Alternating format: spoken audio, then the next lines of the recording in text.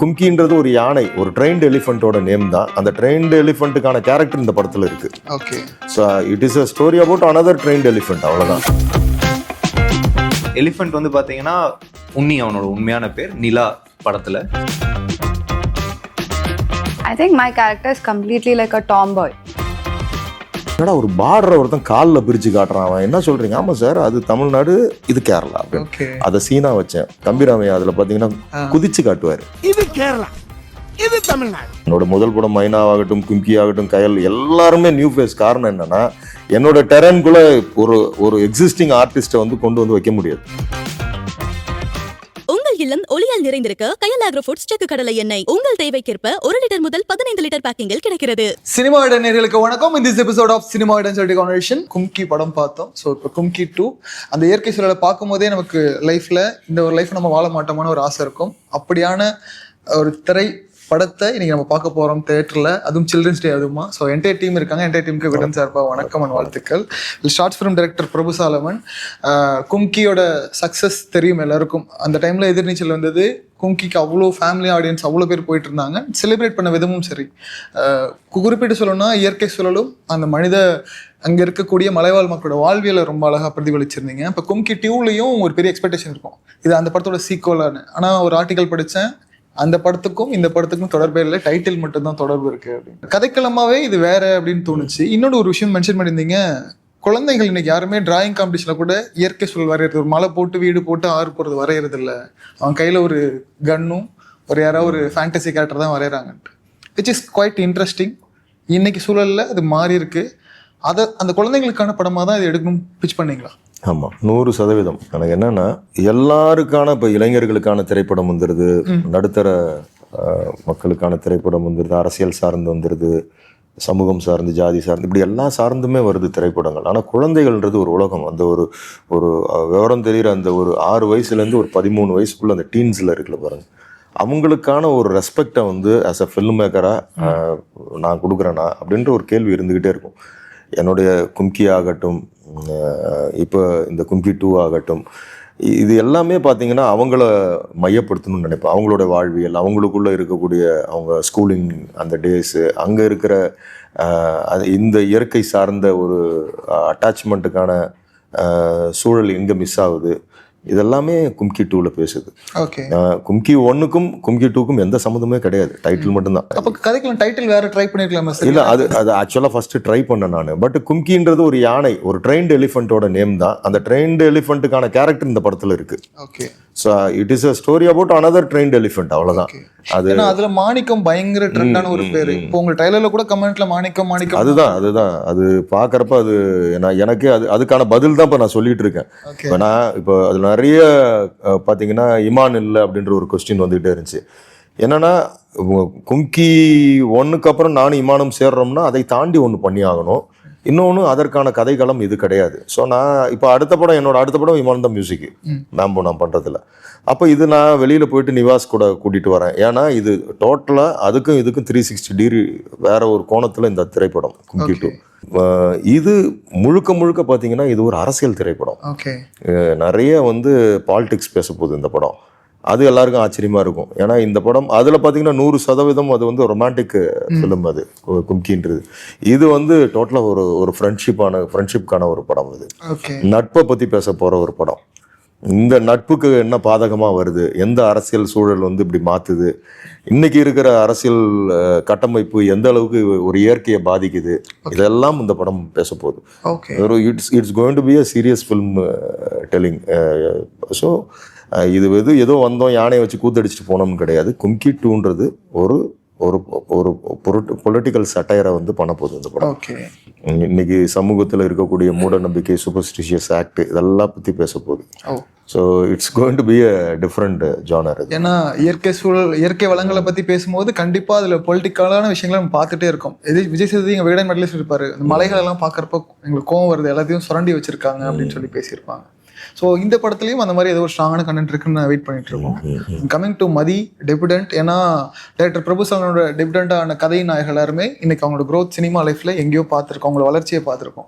படம் கமிட் ஆன மொமெண்ட்ல என்ன ஒரு ஃபீல் இருந்தது, அண்ட் 120 நாள் ஷூட் பண்ணாங்கன்னு சார் பேசும்போது கேட்டப்போ சொன்னாரு.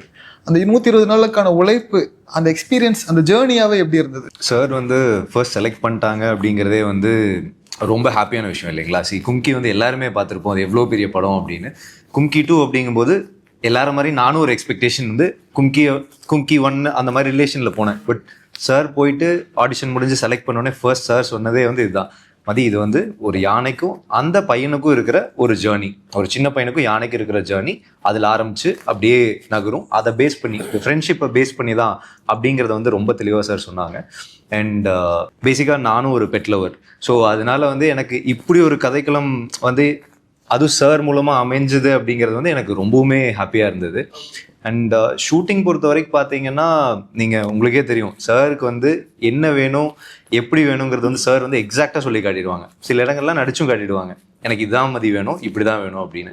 அதை நான் வந்து ட்ரை பண்ணி அதை தான் டெலிவர் பண்ண ட்ரை பண்ணியிருக்கேன். அண்ட் ஷூட்டிங் எக்ஸ்பீரியன்ஸாக பார்த்தீங்கன்னா இந்த படத்தில் கிடைக்கிற மாதிரி எக்ஸ்பீரியன்ஸ் எல்லா படத்துலையும் எல்லாத்துக்கும் கிடைக்கிற வாய்ப்பே இல்லை. ஏன்னா நாங்கள் எல்லாரும் எல்லா வேலையுமே செய்வோம் ஸ்பாட்டில். கிட்டத்தட்ட பார்த்தீங்கன்னா நீங்கள் காலையில் யானை மேலே நாங்கள் ஏறி உட்காந்தோம்னா யானைக்கு எப்போ ரெஸ்ட் வேணுமோ அப்போ நாங்கள் கீழே இறங்குவோம். மிச்சப்படிக்கு ஷூட் ஸ்கெடியூல் ஃபுல்லாக பார்த்தீங்கன்னா மோஸ்ட்லி யானை மேலேயே தான் இருப்போம். ஸோ இது வந்து ஒரு நல்ல ஜேர்னிங்க. அண்ட் எலிஃபெண்ட் வந்து பார்த்தீங்கன்னா அவனோட உண்மையான பேர் நிலா படத்தில். ஸோ நிலா வந்து ரொம்ப அண்டர்ஸ்டாண்டிங்கான, ரொம்ப காமன் கம்போஸ்டான சொல். ஸோ அவன் கூட ஒர்க் பண்ண வந்து சில டைம் கோவம் வரும், தள்ளி விடுவான். அப்போ என்ன பண்ணுவோன்னா கொஞ்சம் நேரம் ரெஸ்ட் விட்டுட்டு மறுபடியும் ஷூட் பண்ணுவோம். அந்த மாதிரி விஷயங்கள் எல்லாமே நடந்தது. It was a very great எக்ஸ்பீரியன்ஸுங்க. எனக்கு வந்து பர்சனலாக சார்கிட்டே ஆகட்டும், சுகுமார் சார்கிட்டே ஆகட்டும், மிச்ச ஆர்டிஸ்ட்கிட்டே ஆகட்டும், எல்லாத்துக்கிட்ட இருந்துமே ஒரு லேர்னிங் கிடைச்சிது. ஆக்சுவலி உங்களோட ரியல் நேமும் படத்துல அந்த நிலா கேரக்டருக்கும் ஒரு கனெக்ட் இருக்கு இல்லையா? மதி நிலவு நைஸ். ஏன்னா படத்துல பூமி படத்துல அதுக்கு பேரு நிலா. மெட்டாஃபர் என்னன்னா the moon will be revolving around this earth அப்படின்றது. இதுல முழுக்க பாத்தீங்கன்னா ஒரு மனுஷன் ஒரு யானைய ஒரு பூனையோ ஒரு நாயையோ பாத்துக்கிறது அது வந்திருக்கும். இதுல நீங்க படம் பாக்குறப்ப தெரியும், அந்த எலிஃபென்ட் வந்து இவன் மேல கேர் எடுக்கும் எல்லா இடத்துலயும். அதுதான் வந்து இதுல இருக்கிற வித்தியாசம். இவன் கொஞ்சம் இந்த கேரக்டரா பாத்தீங்கன்னா ஒரு சின்ன ஒரு இன்ட்ரோவர்ட் இருக்கும் உள்ளார, அப்படியே அது வந்து இவனுக்கு கேர் எடுத்துக்கும். பிகினிங்ல இருந்து எல்லாம் டிராவல் பண்றது டில் கிளைமேக்ஸ் பாத்தீங்கன்னா அது எடுக்கிறது தான் எனக்கு பெரிய சேலஞ்சா இருந்துச்சு. பிகாஸ் அட் டைம்ஸ் இட் மஸ் நான் என்ன எதிர்பார்க்கணும் அது அந்த ஒரு லுக்கு எனக்கு கிடைக்கணும். அது திரும்பி பார்க்கறதாகட்டும், இவனை அரவணைச்சிக்கிறதாகட்டும் தும்பிக்கையோட. இந்த மாதிரி காரியங்கள்லாம் பாத்தீங்கன்னா அது எனக்கு கும்கியில வந்து அதெல்லாம் இருக்காது.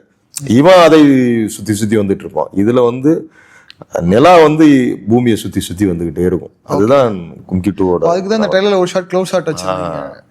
Okay nice. ஏன்னா சார் சொல்லும் போது விலங்குகளோட புரிஞ்சுக்கிறது இருக்கு இல்லையா, அதுதான் ரொம்ப கஷ்டம். அவங்க லாங்குவேஜ் புரிஞ்சுக்கிறது கஷ்டம். மேபி அது உங்களுக்கு ஒரு பெரிய லேர்னிங்கா இருந்திருக்கும்னு நினைக்கிறேன். ஓகே. ஸ்ரிதா ராவ் ரொம்ப ஒரு மாதிரி அங்க இதுல பார்த்தப்ப வித்தியாசமான கேரக்டரா இருந்தது, இங்க பாக்குறப்ப லுக்கிங் டிஃப்ரெண்ட். இந்த கதை ஃப்ரெண்ட்ஷிப் சார்ந்த விஷயங்களா இருக்கப்போ உங்களோட ரோல் என்ன மாதிரி இருந்தது? I think my character is completely like a tomboy. O nice. ஆமா, கும்கி 1 நிறைய பேர் என்கிட்ட கேட்கும்போது ஓகே அதே மாதிரி இருப்பீங்களாமே இல்ல இதுல டாம்பாயா பிரபு சாலமன் சார்ல படத்துல டாம்பாய்.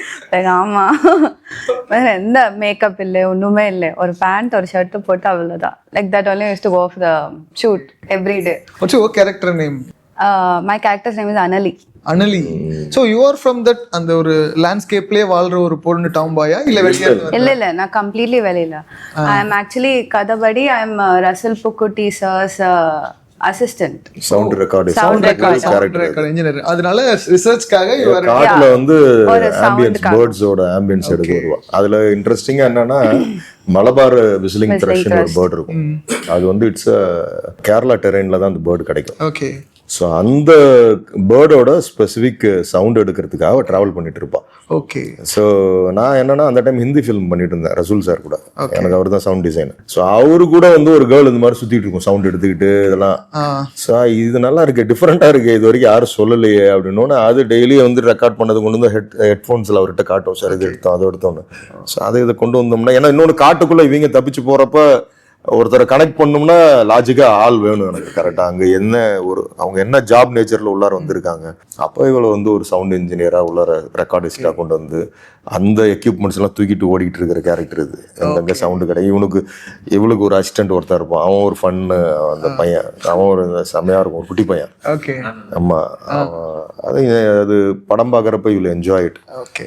இவங்களுக்கும் அதுல வந்து அந்த சைலன்ஸ் சவுண்ட் எடுக்கிறது, லாஸ்டா அந்த சவுண்ட் எடுத்தாங்களா இல்லையா, அந்த பேர்டோட சவுண்ட் கிடைச்சதா இல்லையா அப்படின்ற ஒரு டிராவல் கேரக்டர்லயே இருக்கும். ஆக்சுவலி உங்களுக்கு டிராவலாவே எல்லாமே அமைதின்னு நினைக்கிறேன். மதன் கொரியோட ஒரு ஆல்பம் பண்ணியிருந்தீங்க, அது ஸ்னோவில், இங்கே மலையில, யுவர் பிளஸ்ட்னு நினைக்கிறேன். எல்லாமே ஒரு டிராவல் சம்பந்த விஷயங்களாவே இனிஷியலாவே நடக்குது. படத்துல மட்டும் இல்ல, நார்மலாவே அவங்க டிராவல் தான். ஹைதராபாத் போவாங்க, பாம்பே போவாங்க, அப்புறம் இந்த ஊருக்கு. இந்த படத்துல இந்த டிராவல் லைஃப்ல சார் சொன்ன மாதிரி என்ன மாதிரியான ஒரு எக்ஸ்பீரியன்ஸை கொடுத்தது apart from the film? It was actually very amazing because நான் இதுதான் ஃபர்ஸ்ட் டைம் இந்த மூவியே, ஃபர்ஸ்ட் டைம் எல்லாமே first time, everything I'm experiencing for the first time. Even காட்டுக்குள்ள போறது கூட first time this. And then டிராவலர்னு சொல்லியிருக்கீங்க. நான் இந்த மாதிரி டிராவல் மட்டும் பண்ணல வாழ்க்கை. சரி, ஓகே சார். ஓகே கேரளான்னு சொன்னா நானும் கேரளா தானே ஓகேன்னு நினச்சிட்டு போனேன். ஓகே ஃப்ளைட் இறங்கினதுக்கு அப்புறம் மெதுவா we are going travel. I don't know where are we traveling. It took almost around ஒரு 6-7 hours to travel to that location. போய் வெளியில வந்து ட்ரெக்கிங் தான் எல்லாமே. அது ட்ரெக்கிங் கூட சொல்ல முடியாது. ஓகே, அந்த ரோடு அப்படி இருக்கும். அந்த ஜீப்ல நீங்க ஏறுனீங்கன்னா அந்த 3 hours அங்க போய் சேர்றோம்ல, யாரும் பேச முடியாது. ஏன்னா அது அந்த 5 gear ஜீப்பு இப்படிதான் போகும் அப் அண்ட் டவுன். அங்க போய் இறங்குறப்போ உங்க பார்ட்ஸ் எல்லாம் கரெக்டா இருக்கான்னு பாத்துக்கணும். ஏன்னா எல்லாமே லங்ஸ், லிவர் எல்லாமே இடம் மாறி அப்படி ஒரு பயணம் தான் அது. ஆனா ஒன்ஸ் நீங்க அங்க ஒரு தடவை வந்துட்டீங்கன்னா அடுத்த தாட்டி வரதுக்கு யோசிப்பீங்க, சரி இன்னொரு தாட்டி வரணுமா நம்ம. அந்த மாதிரிதான் இவங்க எல்லாம் வந்தாங்க. அது முதல் படம்ன்றதுனால இப்படி எல்லாம் ஒத்துழைப்பாங்க. அடுத்த படம்ன்றப்ப அது வேற ஒரு இது மாறிடும் எல்லாமே. ஆமா, கோ இன்டு லக்ஸரி ஜோன்ல இது டு தி கோர் ஒரு கஷ்டத்தை காட்டிட்டீங்கன்னு வச்சுங்களேன், இனிமே இந்த மாதிரிலாம் போயிடக்கூடாதுன்ற மைண்ட் செட்டுக்கு வந்துருவாங்க அவங்க. அந்த மாதிரி இந்த ஃபிலிம் அவங்களுக்கு அப்படி ஒரு அதை இல்ல இன்னொரு தாட்டி அந்த மாதிரி என்ஜாய் பண்ணுவோம் அப்படின்னு நினைச்சாங்கன்னா then they can do it. இப்போ நீங்க சொன்ன டேர்ம்ல என்ன சொல்றேன், டு தி லக்ஸரி போனாலுமே when comes into the craft அதுக்காக உழைக்கிற ஆட்களையும் நான் பாக்குறேன். இப்போ நிறைய ஆக்டர்ஸ், ஹீரோயின்ஸ் எல்லாருமே. Sir it depends on the director sir. நீங்க நான் என்ன ஐ don't want to blame any one. அது எல்லாருக்கிட்டையும் பண்ண மாட்டாங்க. It depends. ஏன்னா சார் அது வந்து மார்க்கெட் வேல்யூன்னு கிடையாது. அவங்களும் ஒரு ஐடியாலஜி வச்சிருப்பாங்க. இப்போ சிவாஜி சார் எடுத்துக்கிட்டீங்கன்னா கடைசி வரைக்கும் எல்லா டைரக்டர்ஸ் கூடயும் வந்து ஃபர்ஸ்ட் ஃபில்ம் மாதிரி தான் பிஹேவ் பண்ணியிருக்காரு. So he was a legend. நான் அவருடைய கடைசி படம் பண்ண இயக்குனர்கிட்டையும் பேசியிருக்கேன் நான். அவர் சொன்னது அவர் வந்து அந்த புது இயக்குனர் பயப்படுறாரு. சிவாஜி சாரை எப்படி நம்ம வந்து ஒன் மோர் கேட்கறது, எப்படி அவர்கிட்ட எப்படி போய் பர்ஃபார்மன்ஸை பத்தி பேச முடியுமா அவர்கிட்ட. But he called him and set, "ஏய், ஐ அம் எ பெய்டு கூலிடா சொல்டா" அப்படின்னு இருக்காரு. ஸோ யார் சொல்ல முடியாது. சோலி ஹி டச் 300 ஃபிலிம்ஸ். அது இருக்குல்ல, அந்த ஒரு மாரல் எத்திக்ஸ் இருக்குல்ல. நான் இந்த இடத்துக்கு வந்துட்டேன்னா இதுல நான் வந்து ஐ எம் ஒன் அமங், அவ்வளவுதான். நான் அந்த இடத்துல என் தலையில ஒரு கிரீடத்தை வச்சுக்கிட்டு நான் நடிகன், நான் என்னை வந்து எல்லாரும் வந்து சார் சொல்லணும், கேரவன் வேணும், அது ஒன்றும் அது நடக்காது. அது சரி, அது எல்லாமே புரிஞ்சுக்கிட்டு வேலை செய்யணும் நம்ம. இந்த கதைக்கு இந்த களத்துல நம்ம இதெல்லாம் வந்து இதை பத்தி நினைக்கவே கூடாது.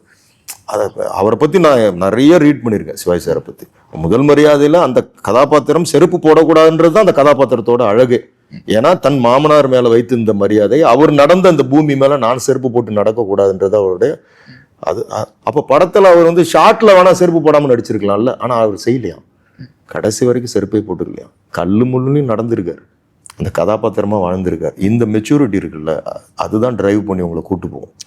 நான் அதனாலதான் இவங்களுக்கு எல்லாம் சொல்லுவேன். நான் என்னோட முதல் படம் மைனாவாகட்டும், கும்கி ஆகட்டும், கயல், எல்லாருமே நியூ ஃபேஸ். காரணம் என்னன்னா என்னோட டெரன்குள்ள ஒரு எக்ஸிஸ்டிங் ஆர்டிஸ்ட வந்து கொண்டு வந்து வைக்க முடியாது. ஐ கான்ட் ப்ரொவைட் தம். அது கொடுக்க முடியாது, கொடுக்க முடியாது. அப்ப அவங்க என்ன ஒரு டிஸ்கம்ஃபர்ட் சவுண்ட்குள்ள போயிடுவாங்க. ஸோ அப்ப எனக்கு வந்து பாதிக்கப்படும், என்னுடைய காட்சி பாதிக்கப்படும். அப்ப நான் என்ன பண்ணுவேன், சரி வேண்டாம்ப்பா, முதல் படம் என்னன்னாலும் நடிப்பாங்கன்றவங்களை வச்சுதான் நம்ம வந்து அதை செய்ய முடியும் நம்மளால. ஏன்னா அது மெயின் ரீசன் அதுதான். நீங்க அடுத்தது பாத்தீங்கன்னாலே நம்ம கூட பணியாற்றினவங்களை கூப்பிடுறப்ப அந்த பயம் அவங்களுக்கு வரும். அப்ப அவங்க அதை இல்லை சார் அங்கே இதாக இருக்கும் இங்கே நான் அதனால நான் அவங்க கிட்ட போகிறதே கிடையாது. எனக்கு சரி okay again I will go with newcomer. இல்லை என்னன்னு சொல்லுவா இப்போ சார் பேசும்போது ஏன் அதை எல்லாருமே பண்ணிடுவாங்க அப்படின்னாலும் முதல் விஷயம் என்னன்னா அப்படி லேசாக தோணினாலும் கூட உடச்சு விட்டுருவாரு. ஒரு இடத்துக்கு போறோம்னு வச்சுக்கோங்களேன், சார் முத டக்குன்னு ஒரு பெட்டி எடுத்துட்டு உலகம் சுற்று வாலிபன் எம்ஜிஆர் மாதிரி அவர் மேலே ஏறிடுவாரு. உலகம் எங்க சார் நம்ம இப்போ லென்ஸ் டீம் வராங்கன்னா camera team there will be 20 boxes of lenses accessories. அவங்க ஒரு ஆள் தூக்கிட்டு வர முடியாது. அப்ப நான் என்ன பண்ணுவேன், நம்ம ஒரு லென்ஸ் பாக்ஸ் எடுத்தோம்னா பின்னாடி வரவங்க எல்லாரும் எடுக்க ஆரம்பிச்சிருவாங்க. சொல்ல மாட்டாங்க. அதான் எடுத்துட்டு then everyone will take one box நடக்க ஆரம்பிச்சிருவாங்க. சாரே தூக்கிட்டு போயிட்டாரு. இல்ல இப்படி ஒண்ணு உணர்ச்சி வசப்பட்டு சார் தூக்கிட்டு போறாரு. முத அப்பதான் நடிக்கிற ஆர்வம் தான். சார் ஒரு பெட்டி தூக்கிட்டு நானும் இருக்குதுல பெரிய பெட்டியை தூக்கிட்டு மேல அப்படி நடந்து வந்துட்டு 2-3 தடவை ஆகாஷ் ப்ரோ சொன்னாரு, என்ன ப்ரோ பண்ண சார் தூக்கிட்டு போயிட்டாரு. நானும் எப்பா சார் தூக்கிட்டு போனாரு, நீ தூக்கு வேணாம் சொல்லல, இவ்வளவு பெருசா தூக்கிட்டு போய் கீழே விழுந்துன்னு வச்சுக்கோ, உனக்கா 10 நாள் லீவ்ல விட மாட்டாங்க தம்பி, இவனை பேக்கப் பண்ணி அனுப்புங்க வேற ஐயோ அப்படின்னு சொல்லிட்டு அதுக்கப்புறம் வச்சுட்டு எனக்கு ஏதுவான ஒரு சின்ன பெட்டியை தூக்கிட்டு போனேன். ஆனா அதை சார் ஸ்டார்ட் பண்ணிடுவாரு. அதனால வேற வழியில எவ்ரிபடி அவரை ஃபாலோ பண்ணியே போகும். இது ரொம்ப பிளான்டா பண்ண முடியாது இந்த சினிமா, ஏன்னா கிளைமேட் இஸ் அன்பிரடிக்டபிள். எந்த நேரத்துல மிஸ்ட் வரும், எப்போ ட்ரிசிலிங் வரும், எப்போ ரெயின் வரும், சன் வரும், எதுவுமே தெரியாது. இப்போ நான் போன நெல்லியம்பதியில வந்து கரண்ட் கிடையாது. ஃபர்ஸ்ட் அவுட்டா அது ஒரு பிரிட்டிஷ் பங்களா டார்மெண்ட்ரி தான். எங்களுக்கு மட்டும் ஒரு 6 ரூம் யாரோ அந்த டைம்ல யாரோ இருந்த ஆட்கள்ன்றதுனால மேல சோலார் வச்சு என்ன பண்ணிருக்காங்க, ஒரு பல்பு இருந்துச்சு, ஃபேன் கிடையாது, டிவி கிடையாது, டவர் கிடையாது, மெயினா ஃபோன் டவரே கிடையாது. யோசிச்சு பாருங்க இவங்க எப்படி வாழ்ந்துருப்பானுங்கன்னு. ஆனா 30 நாள் they lived a life. ஏன்னா நல்ல ஃப்ரெஷ் ஃபுட்டு, ஃப்ரெஷ் வாட்டரு, நல்ல ஏரு, லங்ஸ் எல்லாம் வந்து கொண்டாடி இருக்கும். அது வந்து இங்க இருந்த கார்பன் மோனாக்சைடு வாழ்க்கையை மறந்து அதெல்லாம் வந்து அவ்வளோ சந்தோஷப்பட்டிருக்கும் உள்ளார. they lived 30 days வந்து எல்லாருமே ரெஃப்ரெஷ் ஆகி எந்த ஒரு நாய்ஸ் பொல்யூஷன் இல்லாம. அதுதான் நான் தான் பலமுறை நான் இந்த ட்ரைபல் இப்போ நான் செம்பிக்கு போனப்பையும் மேலே கொடைக்கானலுக்கு மேலே யாரும் போனதே கிடையாது. அங்கெல்லாம் அங்கேயும் இதே மாதிரி தான், ஒன்லி சோலார் லைட்ஸ் தான். அங்க அவங்கள பாக்குறப்ப நான் வியந்து அவரை ஒரு 2 பேர் கூப்பிட்டேன், சென்னை வரீங்களான்ற. முடியாதுன்னாங்க. இல்ல அவங்களோட வாழ்க்கை சூழலை விட்டுட்டு அவங்க ஐயோ வேணாங்க எங்களுக்கு இது, ஏன்னா கைட் பண்ணிட்டு இருந்த ஆட்கள் அவங்க.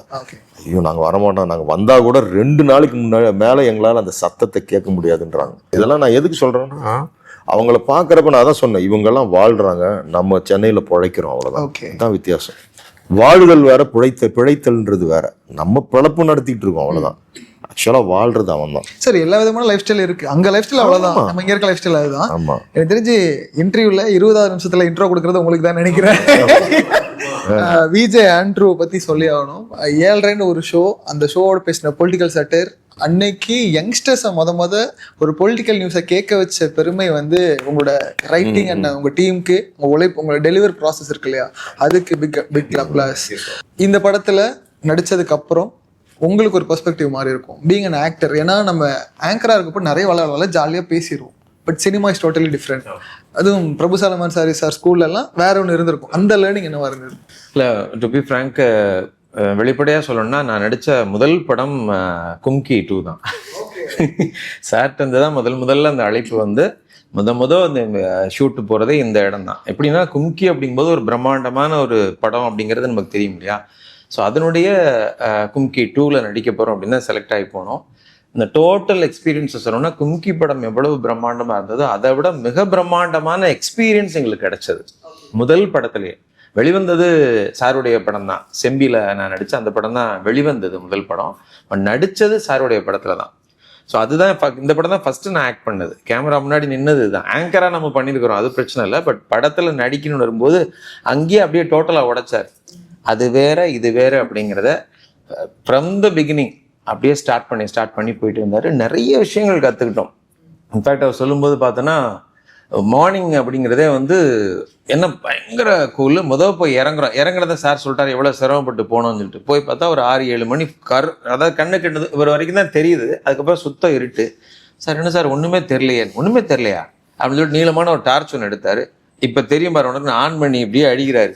அங்கங்க இருங்க டிக்கு டிக்கு டிக்கு டிக்குன்னு 2 லைட். யாரு ஊமை விழிகள் படத்துல 2 லைட்டா தெரியும் பாருங்க, அது மாதிரி எல்லாம் பைசன் அங்க நிக்குது. இங்க பக்கத்துல கண்ணுக்கு சார் என்ன சார் அது அப்படின்னு, பைசன் தான் சார் பைசன்ங்கிறீங்கன்னு சொல்லிட்டே நான் கேட்டுக்கிட்டேன் வந்துட்டு ரூமுக்குள்ள.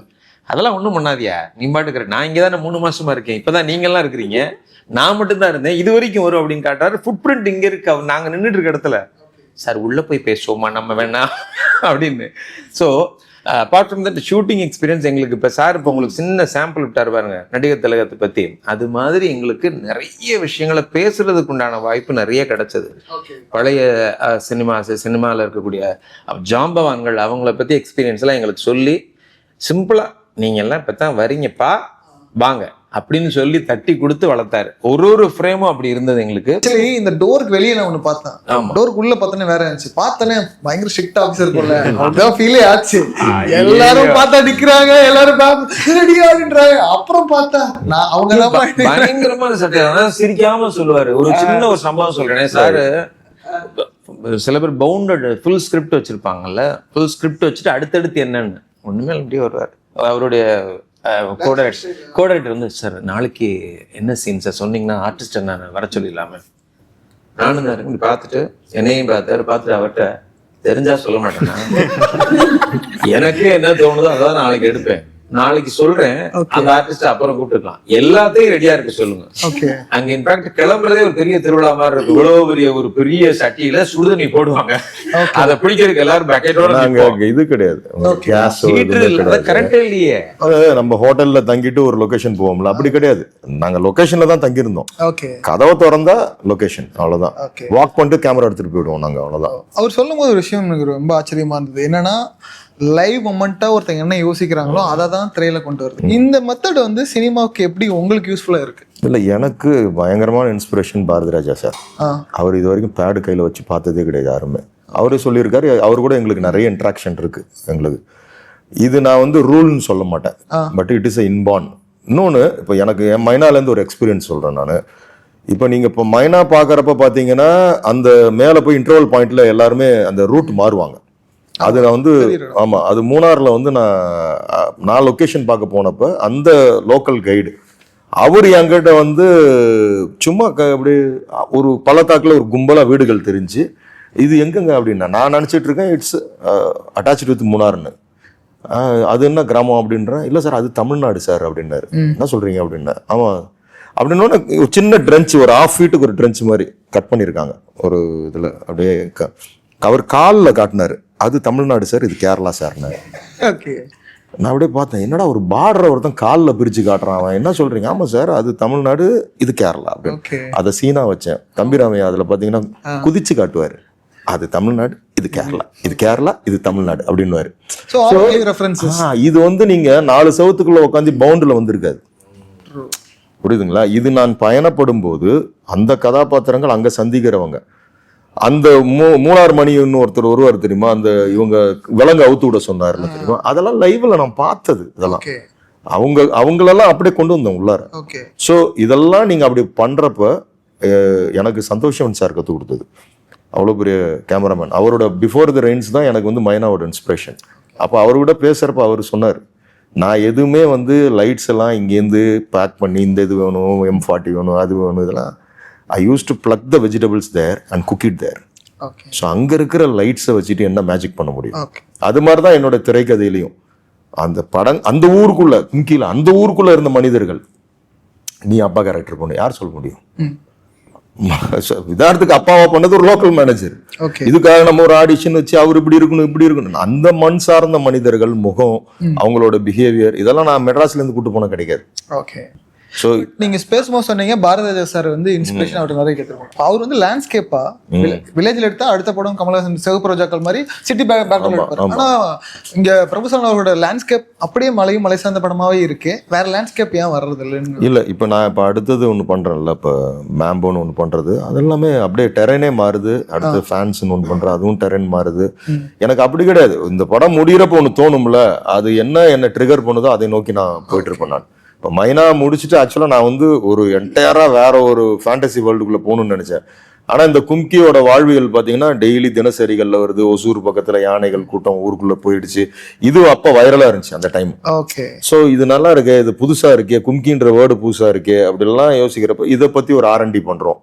ஸோ கும்கி யானைன்னா என்ன அப்படின்றப்போ அது எல்லாமே அது புது கதையை கற்றுக் கொடுக்குது நமக்கு.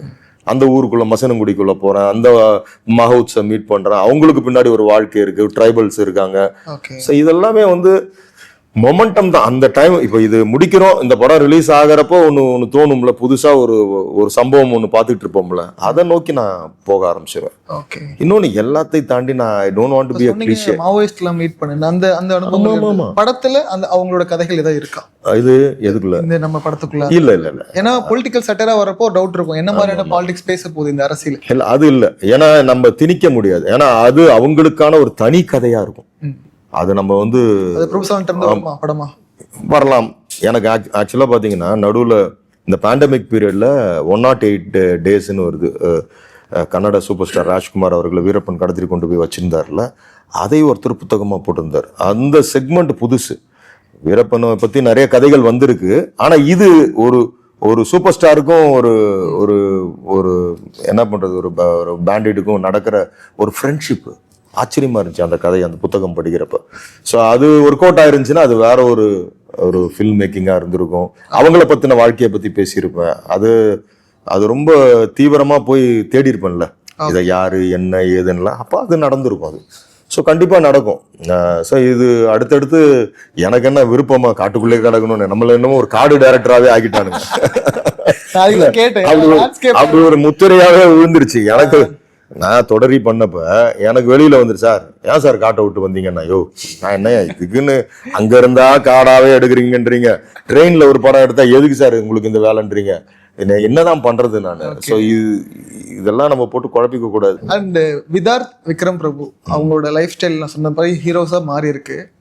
உங்களுக்கு அஃப்கோர்ஸ் அந்த ஒரு இன்சிஷன் இருந்துட்டே இருக்கும். மதிக்கு அவங்களாம் ஒன்று பண்ணியிருக்காங்க, அவங்க லைஃப் ஒன்று மாறி இருக்கு. ஆனால் அதுக்கு முன்னாடி அவங்களுக்கு பெரிய ஒரு ரூட்டடான ஒரு ஸ்டோரி இருந்திருக்கு.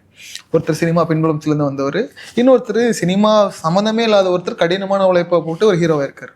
மதிக்கு இந்த ப்ரெஷர்லாம் அடுத்து நமக்கும் இந்த பொசிஷன் வரும், நம்மள அது அந்த பாயிண்ட் வரும், பின் பாயிண்ட் வரும் அப்படின்ற தாட் ப்ராசஸ்லாம் இருந்ததா? இல்லைங்க, பேசிக்காக சொல்ல போனால் நான் வந்து சினிமாவுக்கு ரொம்ப வெளியில் இருந்தவன். அதில் நிறையா பேர் ஒரு ஆப்பர்ச்சுனிட்டி கிடைக்குமா அப்படிங்கிற ஒரு இடத்துக்கு வந்து வரப்போகிறோம், ஒரு ஆப்ஷன் இருக்குது அப்படிங்கும்போது ஃபஸ்ட்டு நாங்கள் ட்ரெயின் பண்ணிக்கிட்டோம். ஸோ கூத்துப்பட்டியில் இருந்த ஒருத்தர் வந்து என்னை ட்ரெயின் பண்ணார். அதுக்கப்புறம் தான் சாரோட ஆடிஷனே அதுக்கப்புறம் தான் அட்டன் பண்ணேன். ஸோ ப்ரெஷரா அப்படின்னு கேட்டிங்கன்னா இல்லை, சார் வந்து எப்பவுமே சொல்லுவாங்க, மதி எப்பவுமே பிளாங்காக இரு, பிளைனாக இரு, அந்த கதைக்கு நீ செட் ஆவேன்னு தெரிஞ்சால் ஒருத்தருங்க கூப்பிடுவாங்க உங்களை, நல்ல படங்கள் சூஸ் பண்ணு, உனக்கு நல்ல படங்கள் வரும், வெயிட் பண்ணுங்கிறதான் சார் சொல்கிறது. ஸோ கதைகள் கேட்க ஆரம்பிப்போம், எந்த படங்களுக்கு நான் சூட் ஆவேன்னு டிரெக்டர்ஸ் நினைக்கிறாங்களோ அந்த மாதிரி படங்கள் பண்ண போகிறேன், டிரெக்டர்ஸ் என்ன சொல்ல போகிறாங்களோ அதை செய்ய போகிறோம். அது ஒர்க் ஆகுது, ஒர்க் ஆகல, ஒர்க் நல்லா ஆகுது அப்படிங்கிறது எல்லாமே வந்து டிரெக்டர்ஸ் நம்மளுக்கு என்ன கொடுக்குறாங்கிறத பொறுத்து தான். ஸோ எப்பவுமே டிரெக்டர்ஸ் என்ன பண்ண போகிறாங்கிறத பொறுத்து நம்ம வெயிட் பண்ணி அவங்களுக்கு நம்ம ஓகேன்னா அந்த படத்தில் நடிக்கிறது தான் நம்மளுக்கு கரெக்டாக இருக்கும். இன்டென்ஷன் ரொம்ப நல்லா இருந்தது, குழந்தைங்களுக்கான படமா, ஏன்னா இன்னைக்கு நிறைய குழந்தைகள் இயற்கை சொல்ல பத்தி புரிஞ்சுக்கிறதுக்கான ஒரு படமா இருக்க போது நம்புறோம். அதுக்கு விகடன் சார்பா ஒன் செகண்ட் உங்கள் இல்லங்களில் என்றும் ஆனந்தமும் மகிழ்ச்சியும் ஒளிவீச தெய்வீக மனம் கமழும் கயல் ஆக்ரோ ஃபுட்ஸ் பிராண்டின் சுத்தமான செக்கு கடலை எண்ணெயை இன்றே கேட்டு வாங்குங்கள். அனைவருக்கும் இனிய தீபத் திருநாள் நல்வாழ்த்துக்கள்.